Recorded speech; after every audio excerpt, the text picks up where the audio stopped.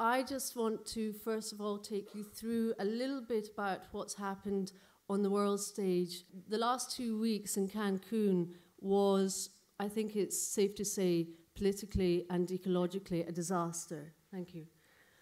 What we saw there was a deal, a voluntary deal that was done for the REDD+, which is to deal, it was agreement over deforestation.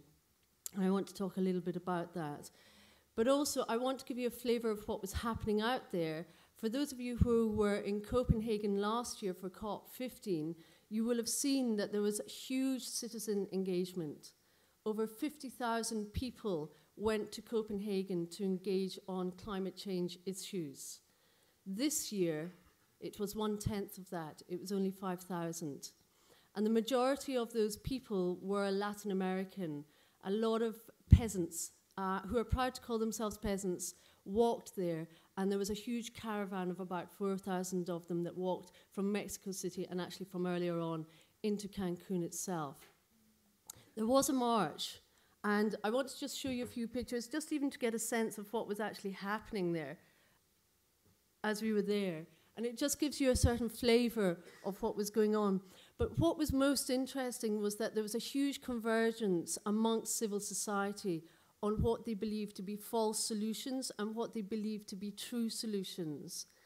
And the various groups that came together, Via Campesina, that's the peasant engagement, as they're known, a lot of indigenous leaders, a lot of Bolivians as well, people from North America, Latin America, some Europeans as well. But there was great convergence on the fact that everyone was against this concept called REDD+.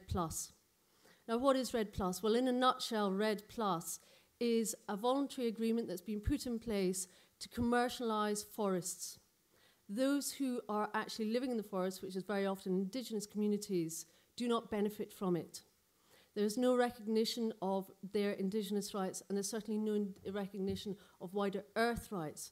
There was a lot of conversation in civil engagement and talks and platforms that I was speaking on about wider earth rights. That is something that Bolivia now is taking into the United Nations in April for a universal declaration of Mother Earth rights. That has galvanized an awful lot of indigenous engagement because actually indigenous people really understand wider earth rights. That is something that is common to their lexicon and their understanding of how they engage within the world at large. They understand that the soils and the trees have the right not to be polluted equally as we do as human beings. So what we saw there was actually a lot of creative engagement, which was rather wonderful. There was a lot of dancing, a lot of singing, also an awful lot of heavily armed police who didn't use their tear gas. One of the aspects that I was dealing with out there was that I was legally advising all of those that were going on the march and what not to do so that they didn't get arrested and what to do in the event that they were arrested. We had police on the ground working with lawyers as well so that we didn't have any arrests, and we were also liaising with embassies. That was hugely successful. We didn't actually have any arrests, and that was very important because nobody got angry. It came from a position of trying to do this from enjoyment, from caring, not from anger. And that was a big message that came across from these people. There was only one leader who actually stood up and actively criticized the end result after 2 weeks in Cancun, and that was President Evo Morales in Bolivia. Now, Evo Morales is actually an indigenous man himself. He's very proud that he has come from an indigenous background. He is the only indigenous president in the world, so he comes from a different position on this. He comes very much from the people. And what he did was that he said he wanted to go and speak with the people. No other leader did this. And so here we have, in Via Campesina, which was in the city itself, was a stadium. Right behind this hall was a huge stadium, and he came to speak. This is where the peasants were given housing to go and stay. Now, in Copenhagen, Denmark gave £1 million towards citizen engagement. They have a tradition where they're dealing with something that's important to the people. They will financially pay to assist and help citizen engagement.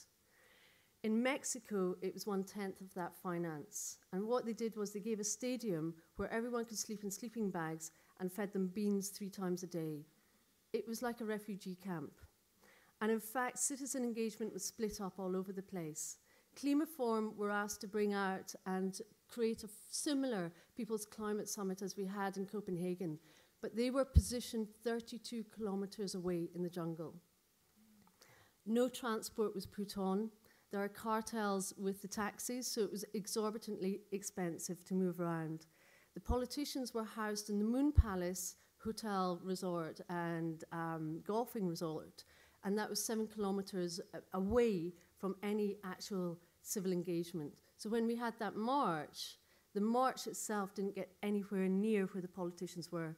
I sat in the plane coming back beside one negotiator, and she admitted that the majority of the negotiators didn't even know that the march was happening. Now, President Evo Morales, he came down, he spoke to the people.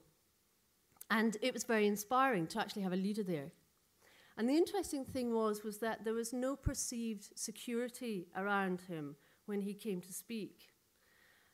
And we couldn't quite work this out until we realized that the men in white standing at the far edge, who looked like choir boys, were actually his heavies.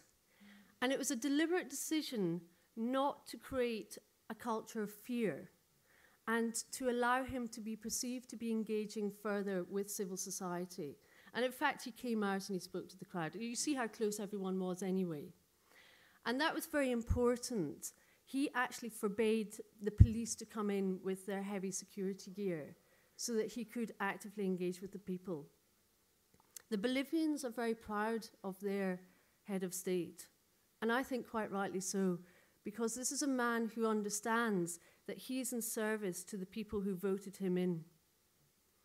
Now, the interesting thing is that the UN climate negotiations are set up by the United Nations, and the United Nations, in its very own United Nations Charter, which is an absolutely pivotal document in terms of international law and international engagement, starts with the key words, we the peoples. The United Nations was put in place for we the peoples, and yet this is not happening within the context of dealing with probably the largest ever public issue history has ever seen and had to deal with.